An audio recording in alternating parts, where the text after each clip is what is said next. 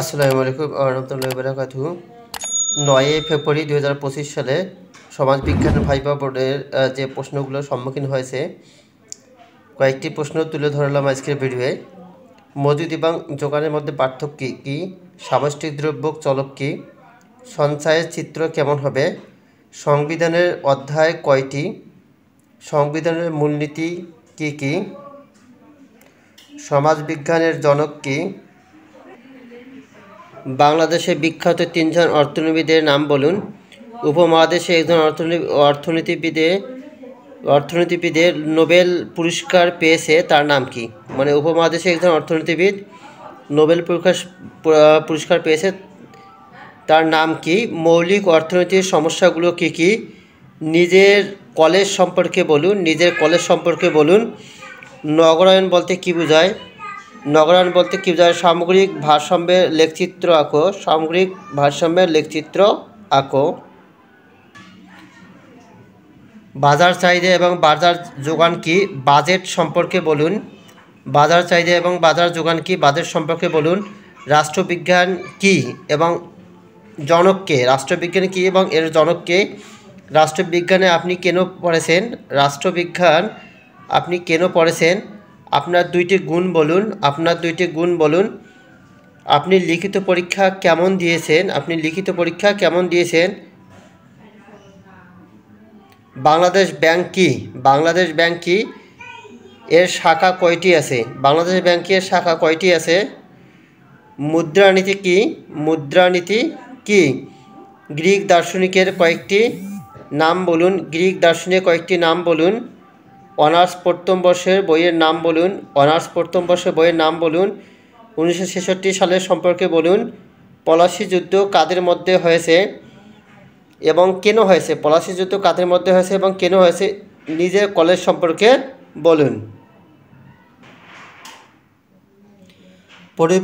পরিবেশ দূষণ বলতে কি বোঝায়? অর্থনৈতিক সমস্যা কি? এসডিজি কি? সামাজিক বিজ্ঞান কাহাকে বলে? সামাজিক বিজ্ঞানের লক্ষ্য কি? নাগরিক হিসাবে আপনার দায়িত্ব কি? সিপাহী বিদ্রোহ সম্পর্কে বলুন। প্লেটোর কয়েকটি বইয়ের নাম বলুন। এফডিআই কি এবং এফডিআই এর পুনরূপটাও মনে রাখতে হবে। রাষ্ট্রবিজ্ঞান কেন পড়েছেন? রাষ্ট্রবিজ্ঞান কত সালে প্রকাশ হয় বা রাষ্ট্রবিজ্ঞান কথাটি কত সালে প্রকাশ হয়? বাংলাদেশ সম্পর্কে বলুন। 1969 সাল সম্পর্কে বলুন। নিজের জেলা সম্পর্কে বলুন। সার্ক এবং সার্ক সম্পর্কে বলুন। বাংলাদেশে বর্তমান গড় আয়ু কত? আইন ও নীতি কি? মুদ্রাস্ফীতি নিয়ন্ত্রণ উপায়গুলো কি কি?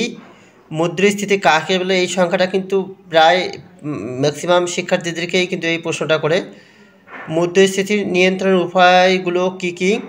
সংসদ কিভাবে পরিচালিত হয়? চতুর্থ বর্ষের বইয়ের নামগুলো বলুন। সামাজিক স্তরবিন্যাস কত প্রকার? কার্ল মার্কস সমাজ কাঠামোকে কয় ভাগে ভাগ করেন?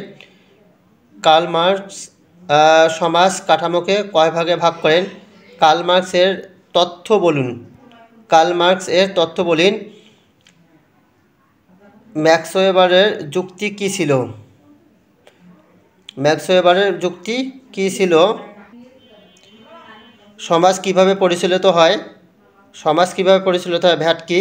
বাংলাদেশের ভৌগোলিক অবস্থান সম্পর্কে বলুন। জেন্ডার বৈষম্য কি? একনায়কতন্ত্র কি? মেকিয়াভেলিবাদ বলুন। মানব সম্পদ কি? তো আমার এই বিগত কয়েকটি ভিডিও এবং আজকের ভিডিও, যারা এই ভিডিও থেকে এই প্রশ্নগুলো পড়বেন, তো ইনশাআল্লাহ মিনিমাম 3টা প্রশ্ন অ্যান্সার করতে পারবে।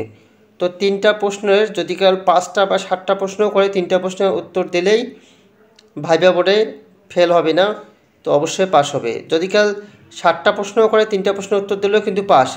এজন্য এই ভাইবাতে গত যে এই ভাইবাগুলো হচ্ছে এই ভাইবা প্রশ্নগুলো কিন্তু আমি কালেক্ট করে এই ভিডিওগুলো তৈরি করি।